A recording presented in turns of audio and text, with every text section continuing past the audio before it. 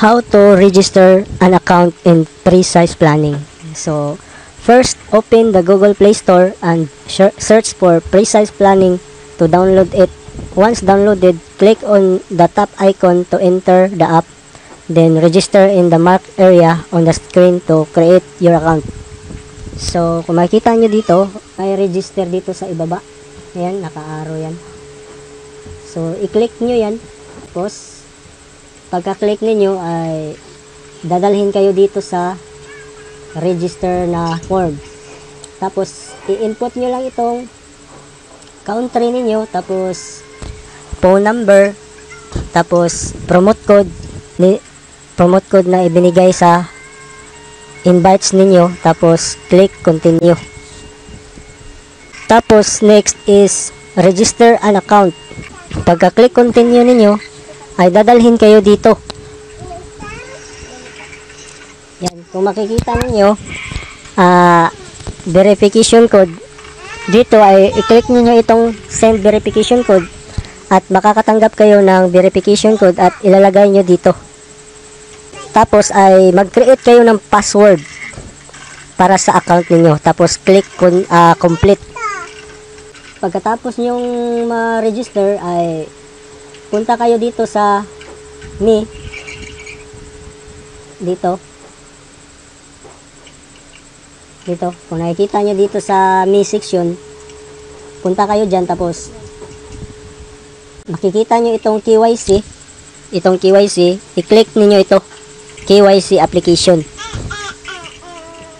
Pagkatapos, ito yung mga information ng KYC. Phone number, email account, full name ninyo. Tapos dito naman sa ID card, huwag nyo kalimutan na ID number lang ang ilalagay ninyo. Like, may ID number kayo sa driving license, PRC, may ID number yun, yan ang ilalagay ninyo. Yun ang ilalagay ninyo. So, gender, bank name. Tapos dito naman sa bank name, if may GCash kayo, pwede yung GCash account ninyo. Dito sa bank name, ang ilalagay ninyo is GCash. Tapos, itong bank account ay, ang ilalagay ninyo, yung GCash number ninyo, GCash account number. Kunwari, example, 09615989322. Yun yung ilalagay nyo dito. Tapos, yung branch information naman dito, ang ilalagay ninyo ay GCash pa rin. So, ganun lang kasimple. Tapos, tapos, pinakahuli, itong get verification code. Dito. I-click ninyo ito, tapos, kung anong email ang nilalagay ninyo dito, doon yan mag-send ng verification code. Tapos, kunin nyo yun at ilagay dito, tapos, hit confirm. So, ganun lang ang pag-register.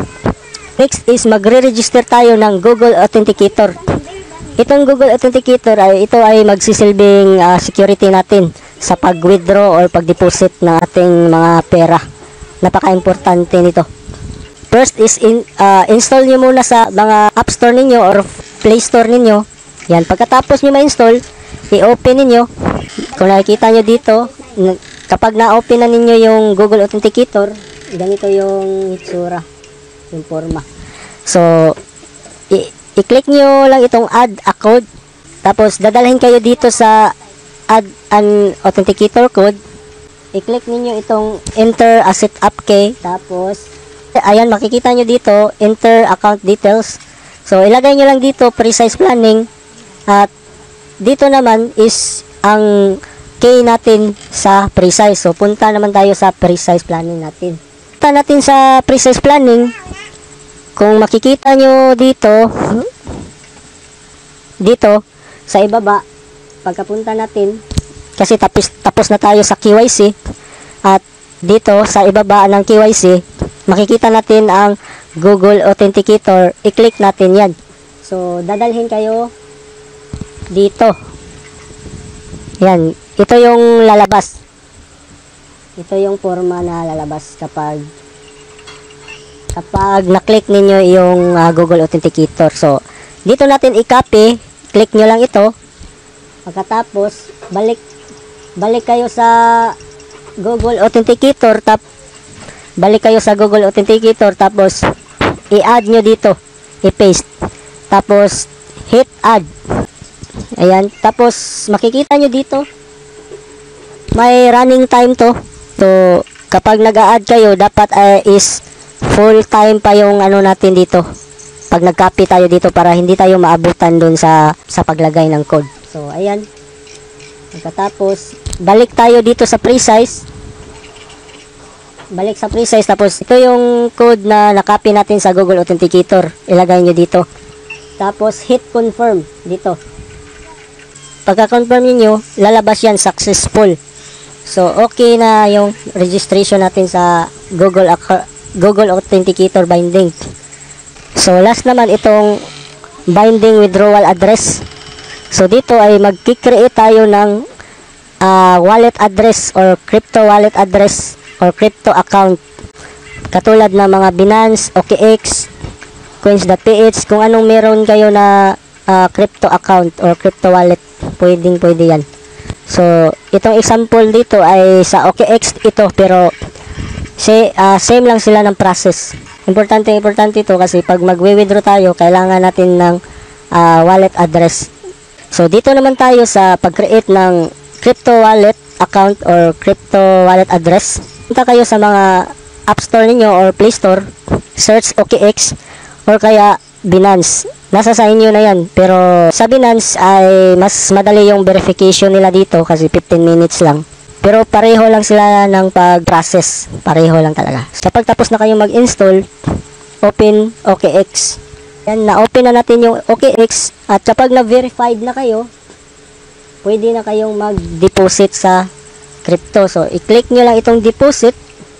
Tapos, iinin nyo itong USDT. Ito, USDT, piliin nyo yan. Pagkatapos ay makikita ninyo itong select network. So, ang network na gagamitin natin is Tron TRC20. Ito, i-click ninyo yan. Tapos makikita nyo itong personal wallet address ninyo sa USDT. Tron TRC20. So, makikita ninyo itong wallet address ninyo. Tapos, i-copy ninyo. Tapos, punta ulit kayo doon sa precise. Doon sa ibaba ng Google Authenticator. So, ibaba ng Google Authenticator itong bind wallet address. I-click nyo yan. So, pagka-click nyo, nakopy na yun. Tapos, ito naman sa set currency withdrawal password. Mag-create kayo ng withdrawal password dito. So, dapat ay ilista nyo ito kasi baka malito kayo doon sa withdrawal password at doon sa login password niyo sa precise. Iba rin kasi dito sa withdrawal password. Ito yung pinaka-importante, ang withdrawal password, kasi kapag magwi-withdraw tayo, ito yung hihingi nila na password. So, dapat ilista nyo to. Huwag nyo kalimutan. So, dito, mag-create kayo ng password dito, tapos confirm nyo lang. Parehas lang sila, confirm. Tapos, dito, get verification code. Tapos, punta kayo sa email ninyo, kunin yung code, tapos i-paste nyo dito or i-type nyo dito yung code. Tapos hit confirm. Yung nakopy natin sa withdrawal address doon sa ating account na Binance or OKX, i-paste niyo dito. Pagkatapos, yung na-create natin na withdrawal password kanina, ilagay nyo yung withdrawal password. Tapos, get verification ulit at kunin niyo doon sa inyong email at ilagay nyo dito yung code.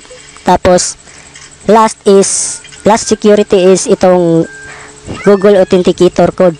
So, i-open niyo yung Google Authenticator code. Kikita niyo itong code.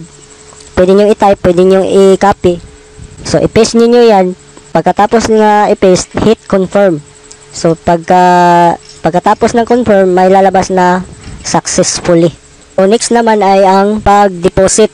Paano lagyan ng USDT yung account natin doon sa Binance or OKX. Dito, makikita nyo dito, may deposit. So, iba-iba kasi yung platform ng Binance at OKX. So, sa Binance, parang add funds yata yung nakalagay doon.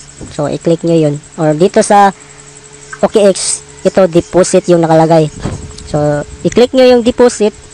Tapos, piliin nyo itong P2P trading. Pagkatapos ay, so dito sa payment method ay piliin natin yung GCash. So may nakalagay doon na GCash at i-click nyo yung GCash. So pagkatapos nyo pumili ng payment method, So, dito sa pinaka-top ay siya yung pinakamagandang rate. So, dito tayo bibili.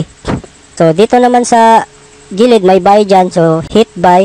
Pagkatapos ay i-enter ninyo yung amount dito kung ilan yung gustong puhunan ninyo. Pagkatapos yung input yung amount, dito sa pinaka-ibaba ay may buy USDT with 0 fees. Click nyo yan. Next naman is yung payment. May get payment details dito. I-click niyo yan. Pagka-click niyo dito sa get payment details ay may lalabas dyan na GCash info nila or GCash number. At yung pangalan nila doon sa GCash account.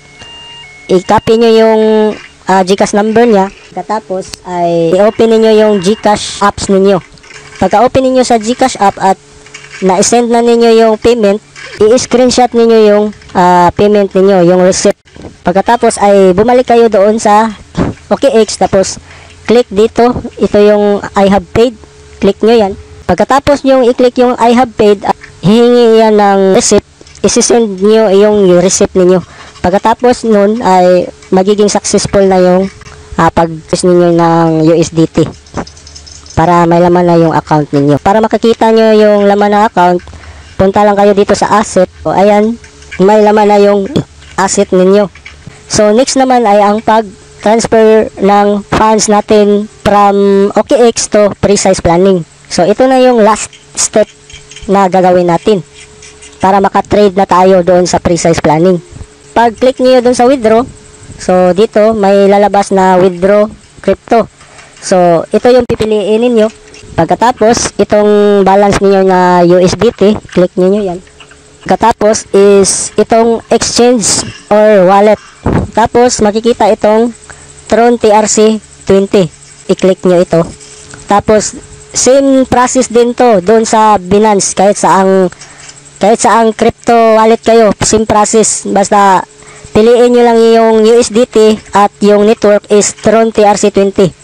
So, dito sa on-chain, itong address dito, punta kayo sa Precise Planning ninyo, click deposit, may deposit doon na section, i-click nyo doon, tapos may makikita kayo na wallet address doon, copy ninyo at dito ninyo i-paste. Ito naman sa withdrawal amount, i-max nyo lang, click nyo lang max, sample, makikita nyo dito, deposit, yan, click nyo itong deposit. Dito naman is yung USDT address. So, copy natin ito. So, ayan. Dito na natin i-paste. Tapos, max. Click submit. Pagkatapos ay hihingi yan ng email authenticator at phone authenticator. I-click nyo lang itong send code. Tapos, kunin nyo yung code. Ilagay nyo dito. Tapos, hit confirm. Ganun lang. And $49 USDT on the way. So, ganito yung makikita kapag successful na yung pag-deposit natin doon sa Precise.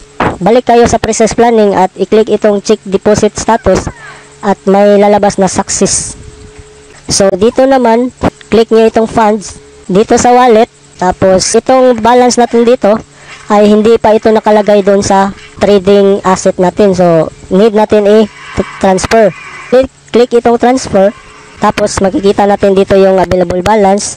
Tapos, dito, ilagay nyo lang itong 49.32 USDT dito. Pagkatapos, ay yung withdrawal password. Tapos, Google Code Authenticator. So, i-input nyo yung withdrawal password niyo. Tapos, open nyo yung Google Authenticator app. I-copy nyo yung code at i-paste dito. Tapos, final is confirm transfer. Withdrawal time is Monday to Friday and the funds will be credited within 24 hours. If the deposit or withdrawal amount is less than 100, the handling fee is 5%. Kapag 100 pataas naman is yung handling fee nila is 6%. So pag natapos na yun, punta lang kayo sa Mi at makikita nyo yung balance ninyo doon na pwede na kayong mag-trade. So ganun lang yung process.